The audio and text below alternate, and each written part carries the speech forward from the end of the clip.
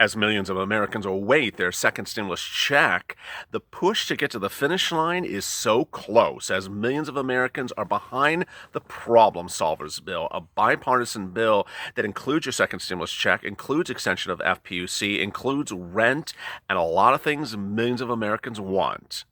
But why are some Democrats not in favor of it? Why is the president not doing executive orders? And what will happen next week? This is Mornings LALATE.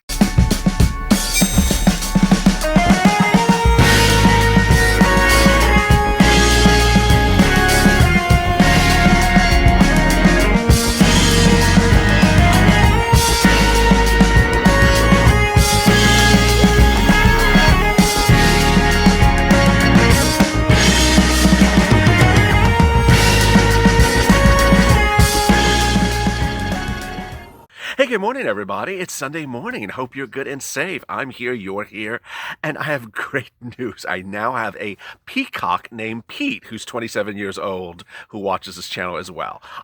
No joke. He joins Lady the Dragon, my guinea pig, whose name I don't recall. And then also I have a bunny rabbit who comes in the room every time we come on air. This is Mornings LALATE every 8:30 a.m. Pacific Standard Time, 11:30 a.m. Eastern Standard Time, every single day, covering all your major news. This is second stimulus check and stimulus package updates for today across the board, from the president to the White House to the House to the Senate. A lot of major developments across the board as we start a great day. The toast is toasting, the butter is buttering. I'm here, you're here, the coffee's brewing. And if you've not subscribed, today might be the day to subscribe. This is the fastest growing community on YouTube for a reason. The most watched stimulus channel and the fastest growing. At 271,000 subscribers, go to the funnest channel and subscribe. We're trying to reach 280. That's 10,000 away. Let's try to get there in 2 weeks from now. 271 or 272 as we start the new day. So let's try to add 8,000 in the next 2 weeks. Also, like this video, because this will be the most comprehensive, most positive, and most focused video you're going to have today to start the new morning on stimulus. Let's get to the incredible great news. I'll be going over in this video new indications from Wall Street that they think the stimulus package is going to get done next week. Oh yeah. Second, why they think that there's something that's going to change in the next 48 hours. This is fascinating. Third, comments by Steve Mnuchin that they're really now focusing on that really sort of went under the radar in the last 2 days. Third, new comments from Peter DeFazio, Democrat at Oregon, and what you should think about in regards to what's happening on Monday. Finally, one of the major questions that viewers have asked me for over 3 days is, what is the president doing? I will be going over in the most comprehensive I've ever done to this day on what the president is possibly doing with the looming executive orders or lack of them.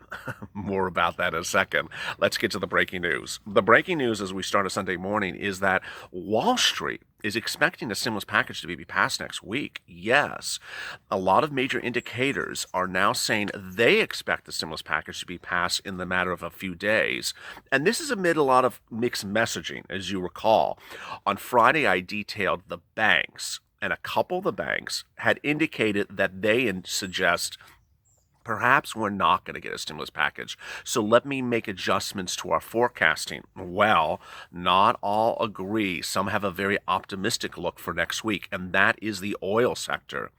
The futures in oil in New York, which is an indicator of where oil prices are going, have now advanced 1% on Thursday and continue to rise over the weekend on the highest level in nearly a week, based upon their belief that stimulus will be passed next week. It's a major move in oil prices. U.S. equities also strengthened after they heard a series of words. So why is there so much optimism coming from Wall Street for a stimulus package next week? What do they know, and what do we not know? You know, it's a mixed bag. Sometimes they hear the exact same information that I'm reporting, but a lot of times Wall Street seems to hear things before we do, and they don't tell us what they hear. It's not insider trading, but it's something when they hear things that we just simply don't know what's going on. Next issue to start the new morning is that a lot of Wall Street and a lot of indicators are looking at the remarks between Mnuchin and Pelosi since Friday, and they're looking at the verb tenses. Mnuchin said, let's pass things we agree upon quickly, and we can always come back and do more. Well, this is not the first time he said this. It's less of the issue of what absolutely number is, the absolute number is. I've probably spoken to Pelosi 15 to 20 times in the last few days, and we've agreed to continue to have discussions about the CARES Act.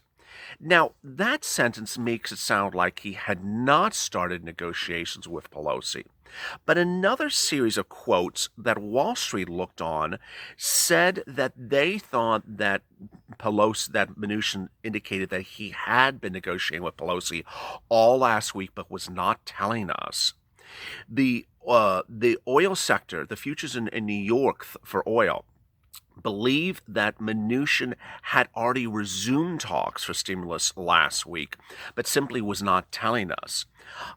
Prospects of any kind of stimulus deal would be a big positive on energy, says Josh Graves, senior market strategist at RG O'Brien Associates. The risk on attitude among investors and the slight dip in the U.S. dollar from the three-day rally is giving a boost to energy complex as a whole.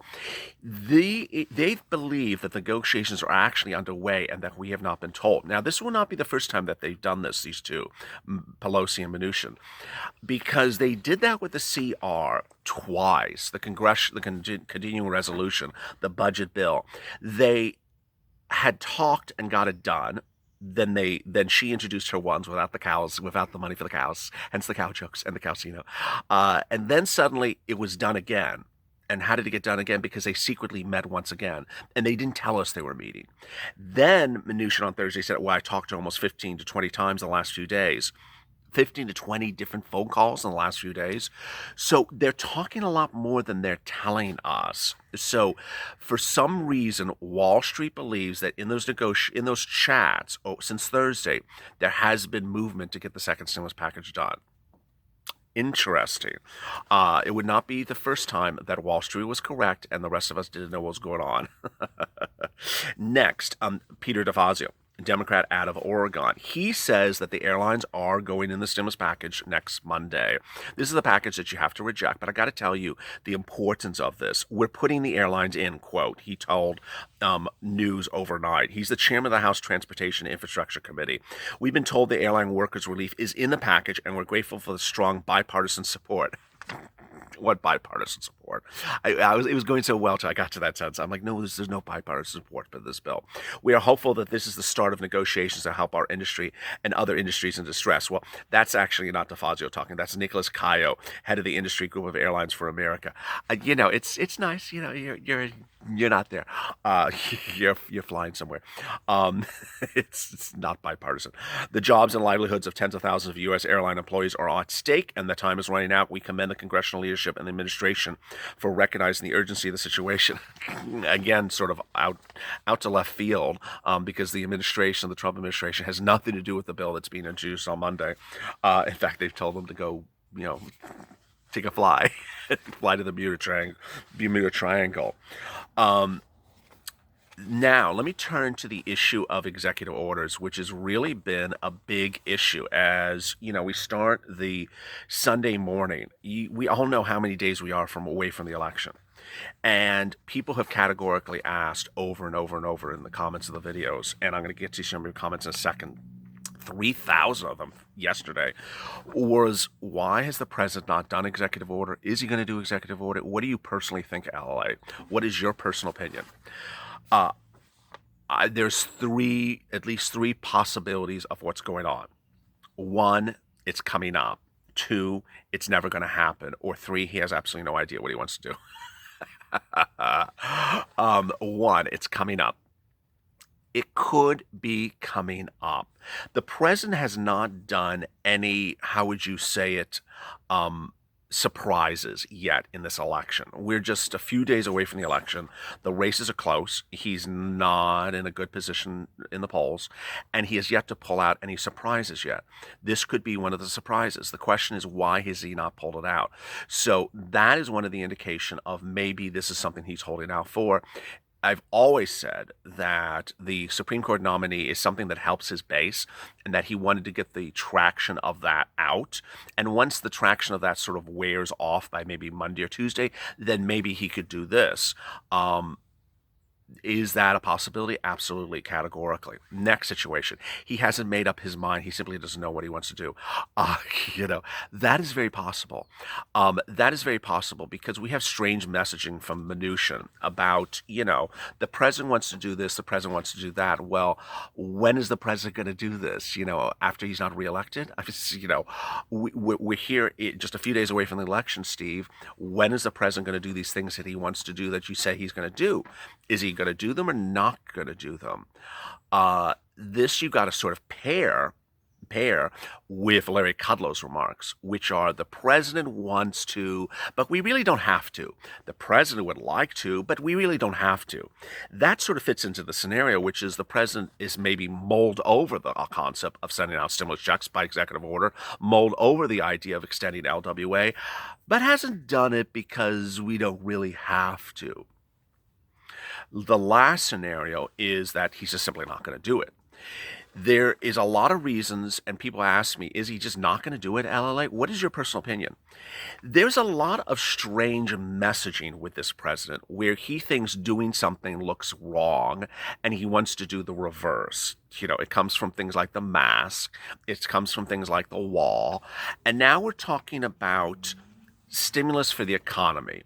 You would think that the president who has put so much of his messaging in his achievements in the economy would want the economy to be as great as possible going into the fall election, throw as much stimulus on the economy, throw hundreds of trillions of dollars on the U.S. economy in July and August, make this economy rebound quickly from the lockdowns, no one's unemployed, everyone's doing great, no one's homeless, everyone's being fed, and we're all doing great.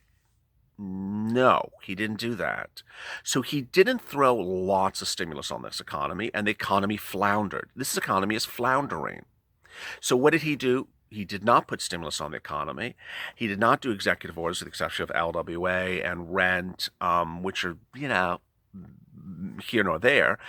And now the economy's floundering, and his messaging is we're rebounded. We're all great. Best rebound in U.S. economy ever. We're at a V. Larry Kudlow, every message. We're at a V. No, we're not. Well, yeah, we are. So it may be that his desire as a president is not to do executive orders, that he simply thinks the messaging would be contradictory to his position, which is we're so wonderful, we don't need stimulus. I don't know. And this is where we are very confused, and there simply is no answer. So as we sit here this morning, what is the possibility? The possibility is simply to look at what he said 2 to 3 weeks ago. Well, no, now it's almost 4 weeks ago. He had those series of tweets on a Friday afternoon, says, I want to send out stimulus checks. I want to do FPUC. I want to do all these things, but can't do it. Then we had the message 2 weeks ago. I want to send out stimulus checks. I have $300 billion I've allocated for. I've noticed for. I'm ready to repurpose. Larry Kudlow last Friday saying president's ready to send it out. You have all of this that suggests something's about to happen. We can only hope that it's really going to happen. Needless to say, if I was in his administration, I would have sent it out 2 weeks ago by executive order. I wouldn't wait to now. I think it's a little bit too late, and that people are going to react to the news when they have the cash in hand, not from the announcement. So that's my answer for that. Next, what's going on Monday, and why is everything over here so confusing? As we start Monday, it's important to understand that you're going to see a bill, and you're going to see a bill introduced to the House. It's not going to be introduced to the Senate, and the bill is not going to pass. It's not going to pass because it's never going to be called to a vote in the Senate. The president's never going to sign it. It's going to start in the House and die in the House. It's going to start in the Temple of Doom, and it's going to die in the Temple of Doom. It will be completely ineffective, and it'll be a waste of oxygen. You're going to have some people say, I'm so excited, there's a new bill. Big exciting news, finally, great news, new bill. No, it's not something to be excited about. It's absolutely categorically a bill that's not going to go anywhere. Now, the only thing to be excited about is that maybe it pushes the discussion to the forefront. I don't think so. I think that what we're doing is pushing the discussion to the forefront. As you start the new morning, you have to understand that the power of the purple is working. It's absolutely categorically working, and you should be so incredibly proud of yourself. Your discussion, your pushing stimulus to the front of the discussion, in the midst of a lot of stuff that else is going on, is working. We have been pushing in three pressure points. The first one is the most important one. We've been pushing with the problem solvers. In the first pressure point, we have three different databases on Twitter that we are hitting real hard. The first one is the Problem Solvers Caucus, which is a group of about 30-something members that are Republicans and Democrats, bipartisan. They wrote the bill. The next group is the Blue Dogs. They're Democrats, and they're about less than 50 people. And the last one is New Democrat Coalition, and they're about 200 people, and they're all Democrats in the House. We've been pushing all three groups to say, pass the Problem Solvers bill. Pass it, and what I mean by pass it is first introduce it, because it's not yet up set for a floor vote. Introduce it, get it to a vote, and let's pass it. You could introduce it on the Senate. Don't have to introduce it on the House floor. Introduce it on the Senate. Come on now. Let's introduce the bill. Introduce it formally as a bill. You can do it wherever you want. Do it in the Senate first. Do it in the House. Introduce it and get it to a vote, and let's get it passed. Because as some of the viewers you're going to see in these comments coming up, they're literally saying, what are we doing here? I mean, really, what are we doing here? So the pressure point is to stay with that. The second pressure point is the executive order. And I got to tell you, I don't know if they're hearing. I just don't know if Mnuchin and Meadows are hearing. The last pressure point is Temple Doom and everything about that, saying reject, reject, reject. And we're doing that also in the first pressure point. We're saying, hey, do not support this bill coming on Monday. Reject it. Reject it, because this is the bill to pass. Let's get to some of your incredible questions from yesterday morning. Brandon Johnson. If you leave without passing our stimulus bill, it will be your last trip to D.C. as a public servant. Very well said. These congressional leaders are going back to their going back to their home states to get reelected. As Brandon Johnson is saying, if you go home, you're not coming back because you're not going to get reelected. Seats for stimulus. You're not coming back if all you do on Monday is play games and introduce a bill at $2.4 trillion, which is going to be summarily rejected for the purposes of publicity, which we're not going to buy in because we're already pressing against you with the true publicity. False, fake positive publicity or false positives, I guess you would say, are going to be introduced on Monday. We're so wonderful. We have this great bill. We've done such a wonderful thing for the American people. But it's that the Republicans are so bad, and they're so bad, and the president's so bad. No, you should have done exactly what you were told to do. Bipartisan bill, 1.5 to 2 trillion. You came in again with a bloated bill that no one wants and a price tag that we were told not to do. And it's partisan, which we were told not to do. This is what's called pig-headed. Not cow-headed, but pig-headed. Audrey Jones. Who is she? She's nobody. We need our money now. She's probably got something hanging on all their heads. Wonder what it is. Very well said. Referring to Nancy Pelosi. Nelson Manny. A new bill? Question mark. Why a new one? They don't even vote on several bills that are on the table now. Can you say stall tactics? I love that. Linda Sims. They're coming out with anything and everything not to give us what we should have. It's always about them. Amen. Why aren't they giving us a bill with multiple stimulus checks, $2,000 every month for 6 months? Remember, the Harris-Sanders bill has still been introduced. Why aren't we calling that to a vote? $2,000 check every month for 6 months at least, or until the pandemic improves or until unemployment goes down. Why aren't we having that called to a vote? Patricia Smith, they need to stop playing games with the American people. Amen. Mary Hamada, I want $2,000 a month, not $1,200. Hope Carmichael, why haven't they voted on a bipartisan bill? Like, makes no sense. The problem solvers stepped up to help us, so why are they not voting on that? Very simply, they don't want to solve a problem. They want to be the problem. Nancy Pelosi categorically wants to be a problem. One of the things I didn't get to was that overnight she called the president's cabinet members, if I understood the quote correctly, henchmen. 2 weeks ago, she called Republicans in the Senate enemies of the state. I mean, this is, there's a way to talk to people a different way than that. Her choice of words are just... Arlene DeLuca. And you got to understand, a lot of us don't like these people either, but we don't call them henchmen. Arlene DeLuca, because she's playing games, we need to get rid of her. Amen. Sherelle Jackson, petty cash means no cash because these people don't care about us. Pearlie Smith, we need our stimulus now. William O'Reilly, our government can billions to our country. Elizabeth Darby, we need more than $2,000 for our adult. Jennifer DeMaio, Nancy needs to go. She's done nothing for the American people. Todd Logg, I wrote this president last night, expressed the importance of stimulus for the people. Brandon Johnson, I would have never thought in April that our government would do this to now, but now they have. They don't deserve the privilege of representing us. Amen. You better vote them out. You categorically better vote them out. Christina, let's get to this. As you start the new morning, this is my message to you. You can do what you want, but this is my message to you. Democrats in the House, they should lose their seats. It should go to Republican. The House should go to Republican. The Senate, those Republicans who never gave you stimulus, who never did a single darn thing except call you lazy bastards from staying home and not going to work during the pandemic when you didn't have a job to go work, they should lose their seats. The Senate should become Democrat. The president who hasn't sent out an executive order, who hasn't given you stimulus, who promised you a stimulus check in the month of May, June, July, August, and September, hasn't given you one, he should lose his seat to Joseph Biden.